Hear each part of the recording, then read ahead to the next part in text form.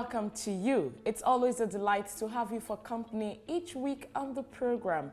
We remain your source for all the exclusive interviews, events, and major happenings in the world of business. My name is Lucy Lukwe. Welcome to the program.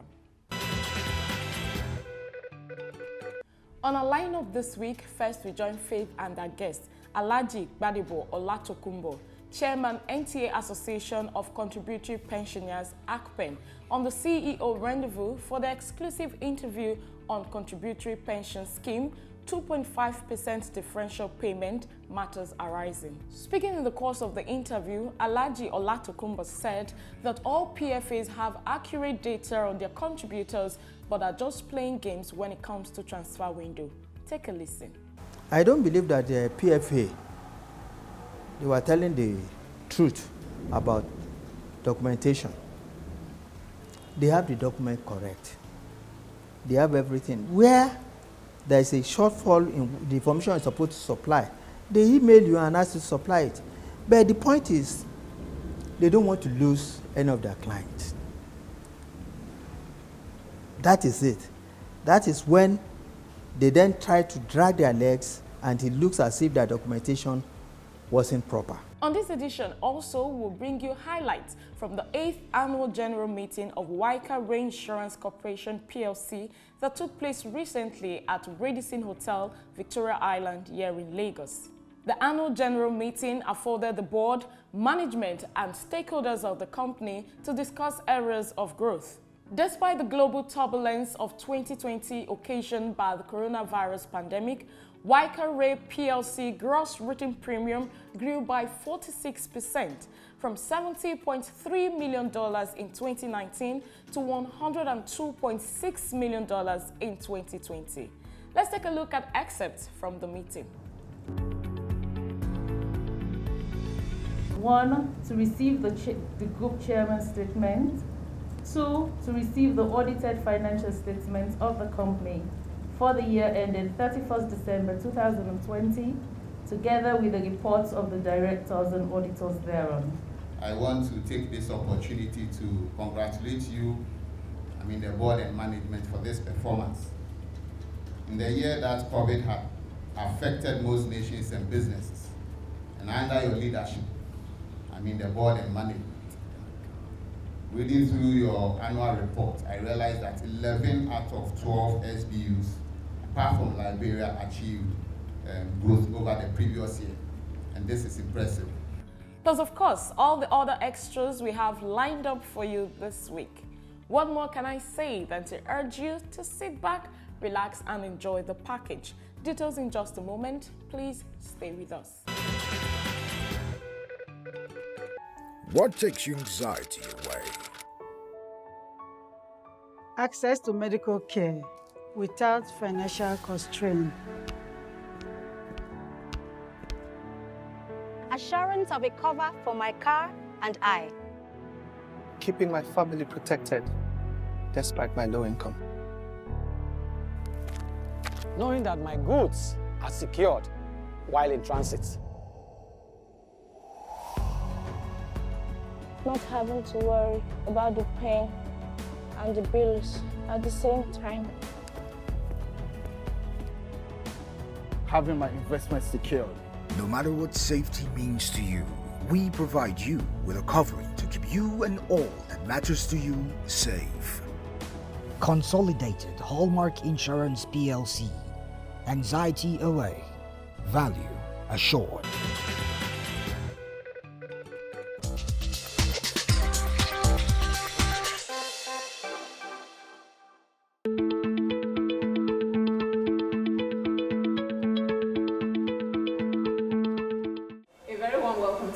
Pleasure to have you join us on the set of our month today. Together on the CEO Rendezvous, we'll be speaking with Alhaji Gbadebo Olatokunbo, who is the chairman, NTA Association of Contributory Pensioners, ACPEN. Together, we'll be looking at retirees' lump sum payment matters arising. Thank you so very much, Alhaji, for finding time to talk to us on the program. Thank you very much. Okay, sir. Let me start by saying that the contributory pension scheme has been adjudged by many as one of the best things that has happened in the history of pensions in Nigeria, despite some of the bottlenecks and the challenges that you still see here and there. But I just want your perspective on that. What's your take on the assessment overall of the contributory pension scheme? At the beginning of the scheme, we are all happy. And we are still happy that our benefit comes regularly. But it has a lot of unexpected problems in terms of welfare for the pensioners, unlike the old scheme. When the scheme was created in the year 2004, the concern then was that pensioners were not getting their dues when due. And so many other things were overlooked. When the pension scheme took off on the 1st July year 2007, that was the first time the thing took off. We are all happy that regularly we are getting our entitlement. But as time goes on, things were developing. We then have cause to call an employer. An employer said, no, you are now with your PFA. Government has taken you away from us. If you have any complaint, go to your PFA or PENCOM. It has not been easy. You have to be part of this scheme to know that when it comes to payment, it's regular. But what of other entitlement that pensioners are supposed to enjoy? Let me give you one. Health-wise, the older you are, the more vulnerable you are to health matters. You are on your own when it comes to health matters. Oh, yeah, Israel, here on the 10th. I can give you an example. I can use myself as an example. In year 2016, I had a spinal surgery at Igbobi. I spent over $1 million. Where do you expect pensioners to get such amount? I was supported by my children and my friends. How many pensioners have people that can support them to the tune of that amount? And that is in the government hospital, Igbobi, orthopedic. So there are many like that. Now, when you talk about the aspects of the health that you talked about, at the onset of the contributing pension scheme, it was actually, well, a lot of people say an oversight. It wasn't part of the law, or those who drafted the law at the beginning didn't take into consideration that the older you get, as you rightly said, the more you are vulnerable to health matters and health challenges. Yes. Now, but that was before 2014. But as at the time when the pension, that was before 1st July, year 2007. That was when it took off. So I'm saying, as at the time when the Pension Act was amended to 2014, why is it that, in your opinion, people didn't also look at that area to inculcate it into the pension reform act? It's a good question. You see, this scheme is new. We are supposed to be under Nigerian Union of Pensioners. Let me use NTA as an example. When we gather ourselves together, we that we belong to contributory pensioners, and then said, we have an association for pensioners in NTA. Let us go and find out whether that's where we're supposed to belong to. Whatever we observe, whatever shortcoming we observe, so that we can bring it to their notice to fight our case for us. We went there, we were told no, our system is different to theirs. So we then start gathering ourselves together, form association and so on. Before we find our feet to be able to say, let's ask for this and that and so on and so forth. The year 2014 amendment has taken place. And even then, we still have some ill feeling about certain government agencies, most especially PENCOM. Majority of us just believe that PENCOM was the one changing us.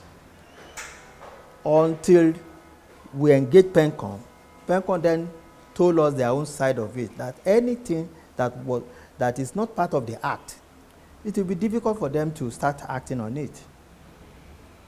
That what we are asking for, some of these shortcomings that we noticed were not part of the amended year 2014 Act.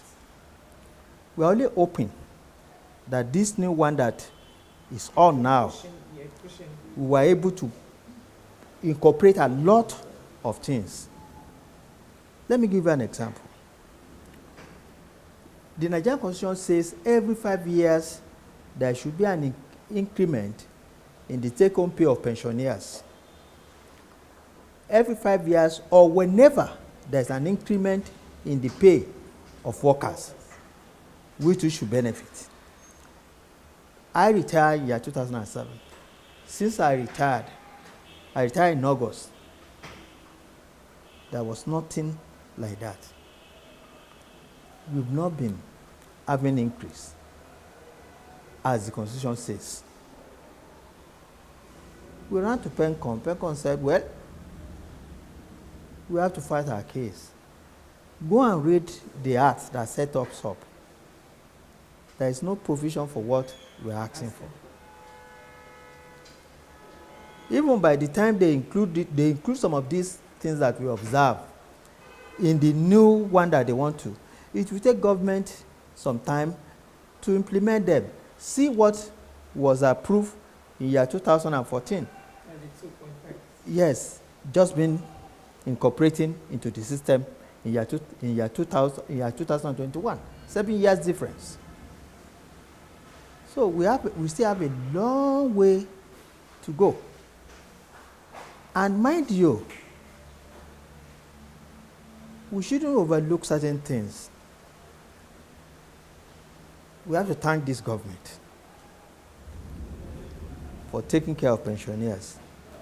Though I've been petitioning government that anytime they said they are taking care of pensioners, they were taking care of the old pensioners. Not the new. Not the new one. But pensioners are pensioners. This 2.5% now is for us. We believe that as time goes on, we'll be bringing this issue one after the other. Okay, Alhaji, this issue of this 2.5%, I know it has raised a lot of dust. Why would you say you took government this long for it to be approved, for it to be implemented? So by the time we have a body that speaks for us, all this delay won't be there. That's what I think. Because if you don't have a body to fight for your right with government, we'll be writing, they just look at it. Who are these people? NTA, this thing, PENCOM, attend to them. And PENCOM didn't have answer to what the problems were. You find in the old pension scheme, there were a lot of issues, challenges that borders when it comes to documentation.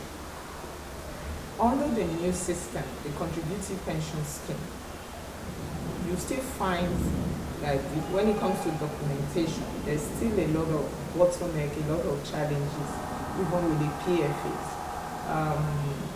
And that's part of the reason I know for a fact that the transfer window took almost like forever, because on the part of PENCOM and the PFAs, they were trying to ensure that adequate data are in place before they can do that. But I just want your thoughts. Why is documentation such a big issue when it comes to pension history in Nigeria? I don't believe that the PFA they were telling the truth about documentation.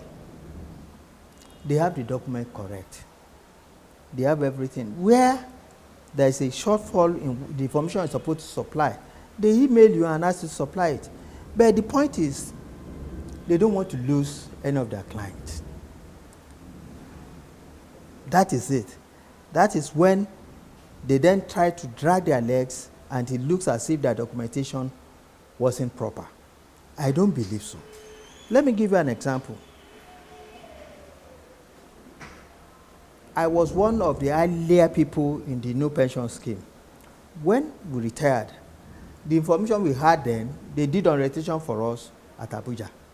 They asked all those who fall within the first category, because it was new then, that we should come to Abuja, and they gave us dates and bashers, NTA strokes, Minister of so, we appear so date, and so on. The impression then was that after 10 years, our lifespan with our PFA will expire in 10 years' time. So when we didn't hear any other information, and I was getting close to, some of us were getting close to 10 years, there was this fear that, so in about 2-3 years' time, I won't be getting anything again.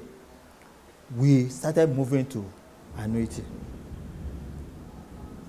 Moving to annuity was like moving to somewhere else. Was like moving to the cloud or moon. My PFA started dragging feet. The people I'm moving to in annuity promise that they will fill in the gap anytime they fill the paper, because since I gave them notification of my movement, they stopped paying me anything. And they didn't allow this movement to take effect on time. So I don't think they have problem of documentation. It's when it comes to moving from one PFA to another, they see it as if they are taking their client away. They then drag their feet. Because the reason why I said that is this: if you really have good interaction with PENCOM, you know that PENCOM monitor all these PFA on daily basis. If there are things that they're supposed to have done, left undone, they will have called them to order to do it. So that's why I said I don't think they have a problem of documentation. They create it. It's market strategy. That's my belief.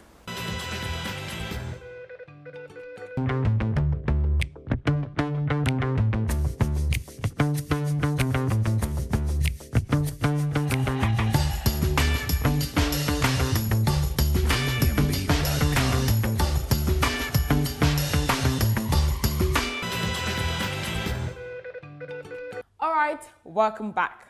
Moving on, we now bring you highlights from the 8th Annual General Meeting of WAICA RE PLC, which took place recently here in Lagos. Some of the high points of the meeting was the election and re-election of directors to the board. Happy viewing.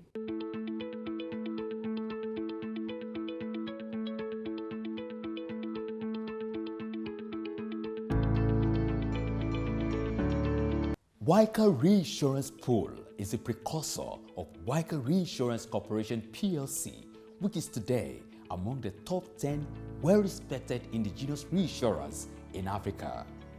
The board, management, and shareholders recently gathered at the Radisson Hotel, Victoria Island for the 8th Annual General Meeting of the company. The hybrid meeting, which had some directors participating virtually, was set in motion with the notice of the AGM read by the company secretary, Mrs. Patricia Victoria Fomba. 1. To receive the group chairman's statement. 2. To receive the audited financial statements of the company for the year ended 31st December 2020, together with the reports of the directors and auditors thereon. 3. To declare a dividend. 4. To elect or re-elect directors and to fix their remuneration. Mr. Benjamin Kamanga, re-election. Mr. Mohammed Bikol, re-election. Mr. Donald Charles K. election, Mr. Samuel Amankwa election. To appoint auditors and to authorize the directors to fix their remuneration. 6. To transact any other business proper to be transacted at an annual general meeting. Kickstarting the meeting proper, the group chairman, Mr. Kofi Dufour, proposed that the chairman's statement be taken as read. I propose that we take the statement as read, and I shall deal with any questions regarding the statement after the presentation of the audited financial statements and the report of the auditors and directors. Ladies and gentlemen, if that is acceptable, can someone please second the motion? Presenting the independent auditor's report, Mr. Derek Kawali of Piccadilly Chartered Accountants said that the audit evidence obtained was sufficient and appropriate to form their opinion. We believe that the audit evidence we have obtained is sufficient and appropriate to provide the basis for our opinion. With the auditor's report taken, the 2020 accounts of WAICA RE was presented for discussion and contributions from shareholders by the chairman. Would you still want to pursue this? And if yes, when should we be looking at? Thank you, Mr. Chairman. Responding to the concerns of shareholders as regards recapitalization, the chairman said that will be done when the time is right. Well, that is true. I did mention in my statement, chairman's statement, about possible capital raising. But as you rightly said, we will be liaising with our financial advisors to make sure that the time is appropriate. We are aware of the effect of COVID on most businesses and then on most shareholders.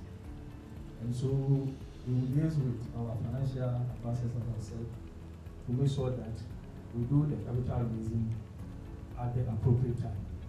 Thank you very much. The high point of the AGM was the election and re-elections of directors to the board. I propose that Mr. Benjamin Kamenga be and is hereby re-elected to the group board as a director of the company. May I have someone to second the motion? I, Paul Bello, one of the shareholders and at the same time the staff. I do second the motion raised by the chairman. Thank you very much. Despite the tough operating environment which affected businesses across all sectors globally in 2020, WAICA RE PLC still recorded an impressive result. During the period under review, the company achieved a gross written premium of $102.6 million in 2020, up by 46% from $70.3 million in 2019. Underwriting profit also grew by 77% from $5 million in 2019 to $8.8 million in 2020. Profit before tax moved up by 39% to $13.6 million in 2020 from $9.7 million in 2019. Management expenses dropped by 4% from $18.2 million in 2019 to $17.1 million in 2020. Shareholders' funds also moved up by 10% from $89.4 million in 2019 to $98.2 million in 2020. Total assets of the company now stands at $183.9 million from $136.9 million in 2019, reflecting a growth of 34%.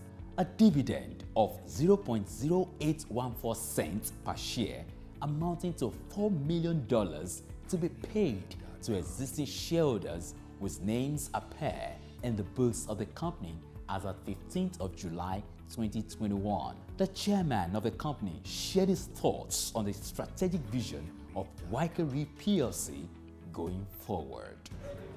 Well, every company must have, continuity plan. A plan that you put in place in case something happens. What should you do?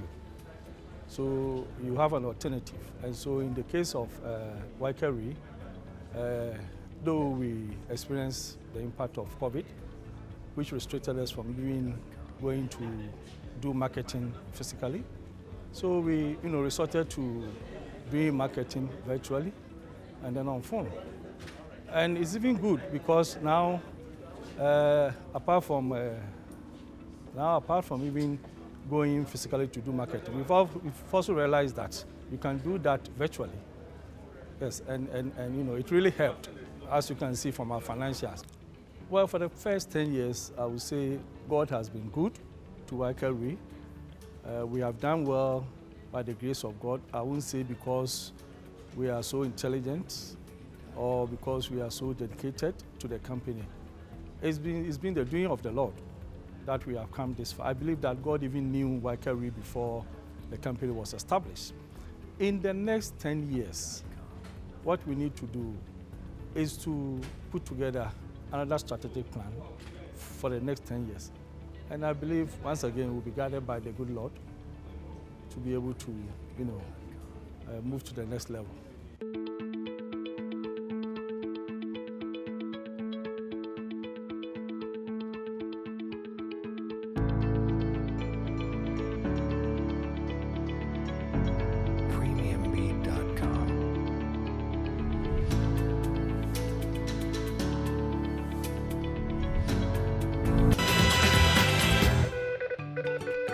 That's our time on the program this week. Many thanks for being a part of it. Join us same time, same station next week for a fresh package. In the meantime, feel free as always to connect with us on all our social media platforms. Don't forget also to join us live every Wednesday by 9:45 a.m. on Nigeria FM 102.7 for our flagship Pidgin English program, Waiting Insurance They Do Serve, powered by NICOM. My name is Lucy Olugbe. Until next time, be good and stay safe. Bye-bye.